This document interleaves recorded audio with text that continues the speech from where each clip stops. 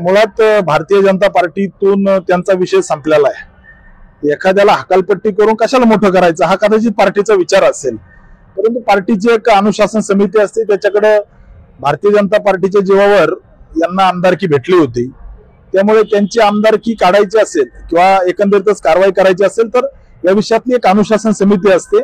पार्टीला यांनी काय केलंय, यांची पद्धत कशी आहे, कशा पद्धतीने हे गद्दारी करू शकतात हे पार्टीच्या लक्षात आलंय। त्यामुळे पार्टी येत्या काळामध्ये त्या ठिकाणी येत्या काळात कारवाई करेल आणि ती केली पाहिजे पार्टीने।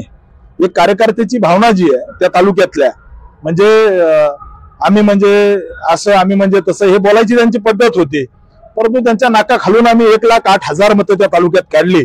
मुळात तालुक्यामध्ये किंवा आम्ही म्हणजे इतके मोठे नेते ही बोलायची पद्धत होती, परंतु त्यांच्या अकलूज मधून मतं काढले, कडीतून सगळ्या तालुक्यामधून 1,08,000 मतं आम्ही काढले। त्यामुळं इथल्या त्या तालुक्यातल्या जनतेला माहिती आहे की कामाचा माणूस कोण आहे। येत्या काळामध्ये संघर्ष करत राहू। राम सातपुते हा एखादा पराभवाने किंवा दुःख करवळ बसणारा नेता नाही, तर मी लढणारा कार्यकर्ता आहे आणि अशा पद्धतीने ते पार्टीच्या किंवा नेत्यांच्या बैठकाला येतात वगैरे, मुळात एक लाचार प्रवृत्ती आहे आणि हे जिल्ह्याने बघितलंय। त्यामुळे येत्या काळामध्ये अशा सगळ्या प्रवृत्तीच्या विकृतीच्या विरोधात हा राम सातपुते लढा देत राहील।